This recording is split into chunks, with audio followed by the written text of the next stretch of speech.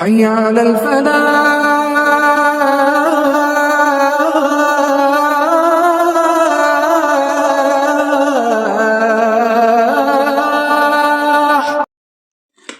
گزشتہ دنوں شامل ندوی اور جاوید اختر کے درمیان ڈس گاڈ ایگزسٹ والا مناظرہ یقیناً آپ سب نے دیکھا ہوگا، اور تقریباً 2 گھنٹے پہ محیط وہ جو ہے مناظرہ ہے، اور اس کو ہم نے سمرائز کر کے اپلوڈ کر دیا ہے 4 منٹ کے اندر۔ اس کا لنک میں ڈسکرپشن میں لگا دوں گا، اور وہیں سے آپ اسے سمرائزڈ ورژن اس کا دیکھ سکتے ہیں کہ بنیادی طور پر اس کا مرکزی خیال کیا تھا اور کس مرکزی خیال کے گرد ان کی گفتگو اور دلائل گھومتے رہے۔ اس کے بعد میں نے doctor Allama Muhammad Iqbal replied to Javed Akhtar, یعنی سوال جاوید اختر کے جواب علامہ اقبال کے موضوع پر بھی جو ہے ایک ویڈیو اپلوڈ کی ہے اسی مناظرے کے ضمن میں۔ وہاں اعتراضات میں نے جاوید اختر کے اٹھائے ہیں اور ان کے جواب علامہ کے اشعار سے دیا ہے، اس کا بھی لنک ڈسکرپشن میں ہے، اگر آپ دیکھنا چاہیں تو وہاں سے دیکھ سکتے ہیں۔ اور اس کے علاوہ میں اعتراضات جاوید اختر کے اور جواب امام غزالی کے موضوع پر بھی اپلوڈ کر چکا ہوں، اس کا بھی لنک ڈسکرپشن میں ہے، اگر آپ دیکھنا چاہیں تو وہ وہاں سے ملاحظہ کر سکتے ہیں۔ اسلامی ادوار کی یہ بڑی شخصیات ہیں ڈاکٹر علامہ محمد اقبال، امام غزالی اور مولانا مودودی، ان سب کا توحید پر کام بالکل آپ سب جانتے ہیں کہ ایک بہت ماورائی کام ہے، اور اسی ضمن میں آج ہم اعتراضات اٹھائیں گے جاوید اختر صاحب کے، اور ان کے جوابات دیں گے مولانا مودودی رحمۃ اللہ علیہ کے زبانی۔ لیکن یاد رہے کہ وہ 4 اعتراضات جو میں جاوید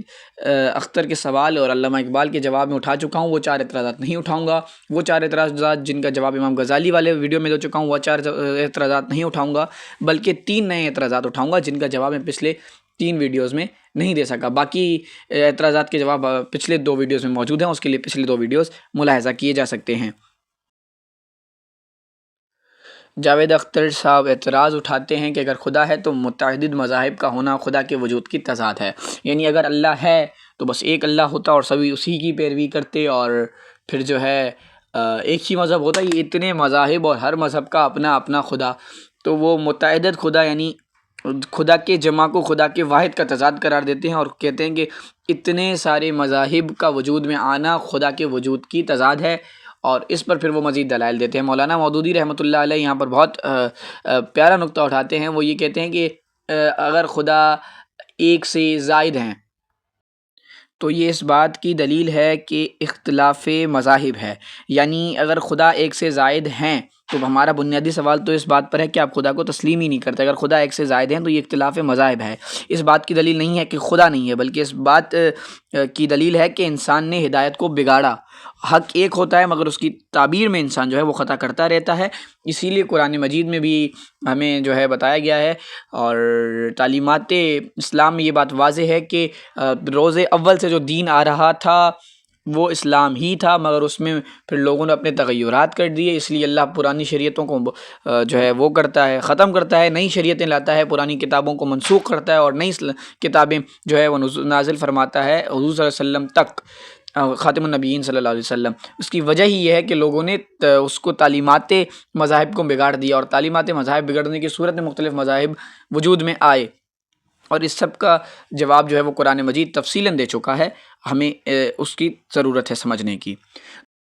یہ ڈیبیٹ کا سب سے زیادہ اہم نقطہ ہے، اور اس میں جو ہے یہ تو آپ سبھی نے دیکھا ہوگا کہیں اسکرولنگ کرتے کہیں کہیں کہ اخلاق خدا کے بغیر بھی ممکن ہے، مذہب کی ضرورت نہیں ہے، کہ جو موریلٹی ہوگی نا وہ میجورٹی ڈیسائیڈ کرے گی، جو وہ بات کر رہے تھے۔ تو اس پر بنیادی دلیل ہمارا یہی ہوتا ہے کہ بھائی یہ کیسے ممکن ہے؟ عقلی طور پر آپ یہ سوچیں کہ ایک آدمی ہے، جب وہ قانون بنائے گا، ایک عام آدمی اگر وہ جو اس قانون بنائے گا، اس قانون کے اندر وہ ظاہر سی بات ہے خود کو لینسی دے گا، یہ ممکن ہی نہیں ہے۔ جیسے آپ ایک دکان کے مالک ہوتے ہیں تو جب آپ اس دکان کے لیے جو ٹائمنگ ہوتی ہے اس پر مزدور بیچارہ اپنے وقت پر ہی پہنچتا ہے، آپ کی تو دکان ہے نا، آپ کا جب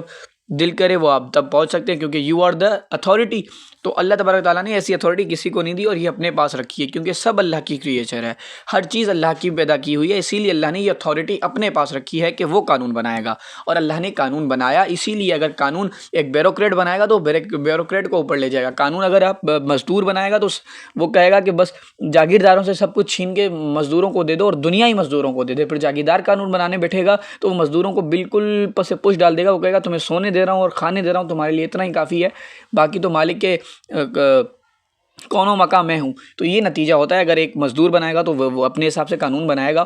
اور اسی لیے اللہ تبارک و تعالیٰ تو اسے وہ آخری درجے میں لے جاتی ہیں. تو طاغوتیت ہے کہ آپ خدا کے معاملات میں دخل دیں، اور اللہ اسے اپنے معاملات میں دخل قرار دیتا ہے. تو اخلاق بغیر خدا کے موجودگی کے ممکن ہی نہیں ہے، کیونکہ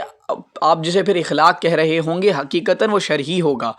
کیونکہ آپ ہی اتھارٹی ہوں گے، جو قانون بنانے والا ہوگا وہی اتھارٹی ہوگا. اسی لیے آپ کے ہاں جو سب سے کمزور دلیل خدا کے وجود پر ہے وہ یہی ہے کہ اگر کوئی خدا وجود نہیں ہے تو پھر یہ دنیا کے اصول کون طے کرے گا؟ کون بتائے گا کہ کس چیز کی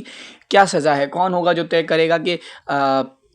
ہاتھ چور کی کیا سزا ہے؟ کیونکہ اگر چوروں کی حکومت آ جائے پھر تو وہ کہیں گے چوری ہی سزا نہیں. ایسے ہی ہے نا. تو اگر چور قانون بنانے بیٹھے گا تو کیا چور خود کو جو ہے وہ سزا دے گا؟ تو یہ بنیادی چیزیں ہیں. اسی لیے اللہ تبارک و تعالیٰ نے قانون سازی کا جو ہے نا اتھارٹی اخلاق کی پابندیاں کہتے ہیں، جیسے آپ، اسی لیے میں قانون سازی کا ورڈ استعمال کر رہا ہوں، یعنی اخلاق کی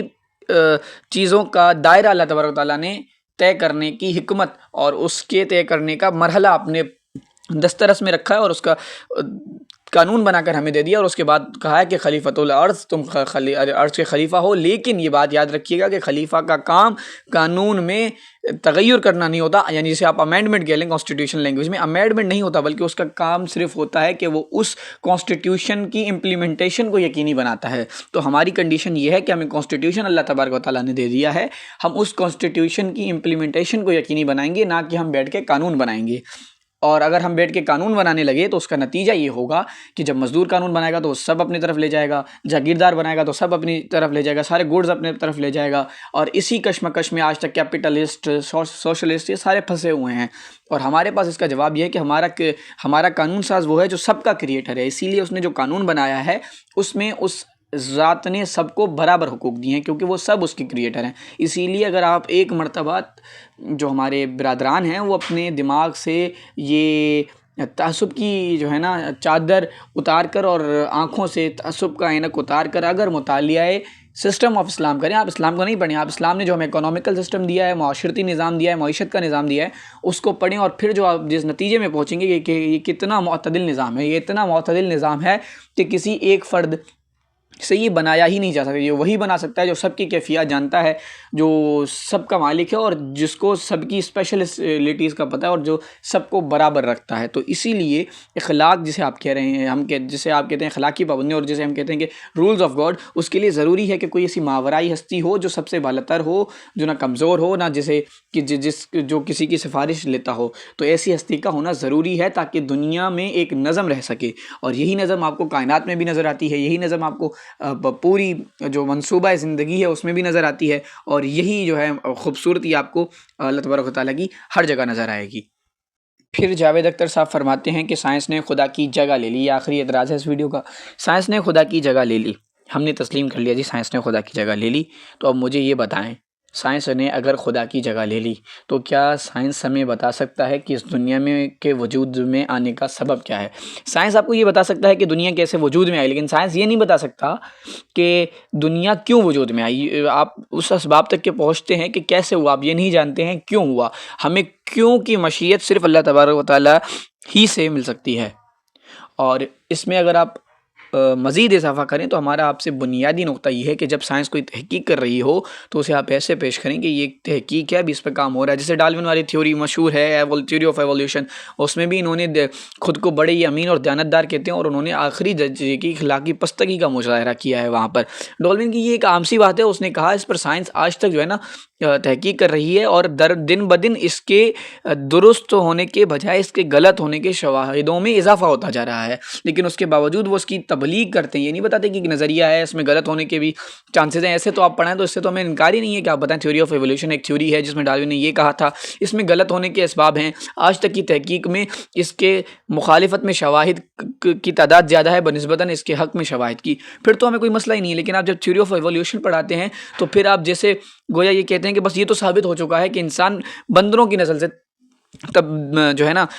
درجہ آگے بڑھتے بڑھتے انسانوں تک پہنچا ہے، کیونکہ تھیوری آف ایولیوشن ہی تو ہے جسے آپ بے بنیاد دلیل کو لے کر آپ خدا کے انکار کی طرف جاتے ہیں. کیونکہ جس دن آپ نے یہ مسئلہ آپ نے جسے آپ کہتے ہیں سولو کے قابل ہے، ہم تو اسے سولو کے قابل نہیں سمجھتے کیونکہ ہمیں تو بہت جلدی ہم اسے سولو کر چکے ہیں. جس دن آپ نے یہ ایسی کوئی ڈرامہ رچا لیا نا صحیح طریقے سے کہ انسان جو ہے وہ خود بخود وجود میں آ سکتا ہے بغیر کسی تخلیق کار کے، اس دن آپ اصل میں خدا کے انکار کی طرف جائیں گے۔ آپ کو سائنس کی ترقی سے کوئی مسئلہ نہیں ہے، آپ کو خدا کے اصولوں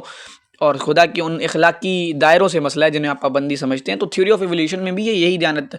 جو ہے نا بددیانتی کرتے ہیں، وہ تھیوری آف ایولیوشن کو ایک عقیدہ کر کے پڑھاتے ہیں، اور ہم اپنے اگر کسی عقیدے کو جو سائنٹیفکلی پروو ہو چکا ہو اس کو بھی اگر کہیں تو وہ کہتے ہیں یہ تو مذہبی بات ہے، حالانکہ سائنس اسے پروو کر رہا ہو، ایگری کر رہا ہو، پھر بھی وہ اس سے ڈس ایگری کریں گے۔ لیکن ایک ایسی بات جسے آج سائنس بھی درست نہیں سمجھتی، یعنی یہ سائنس کی بات ہے اور سائنس میں اس پر حقائق سے زیادہ اس کی مخالفت میں دلیلیں ہیں، اس کے باوجود بھی وہ اسے ایک عقیدہ بنا کر پیش کر رہے ہوتے ہیں۔ یہ تو ان کی اخلاقی بددیانتی کا عالم ہے۔ باقی اس موضوع پر سید صاحب کی کتاب زندگی بعد از موت کا عقلی ثبوت کا یقیناً اور ضرور جو ہے وہ کیجئے گا مطالعہ۔ I will mention the link in the description, وہاں سے آپ گروپ جوائن کر سکتے ہیں یا مجھے پرسنلی آ کے مجھ سے اس کا لنک لے سکتے ہیں فار ریڈنگ، اور فار PDF بھی اویلیبل ہے۔ اللہ تبارک و تعالی ہمارے حالوں پر رحم فرمائے۔ وآخر الدعوانا الحمد للہ رب العالمین۔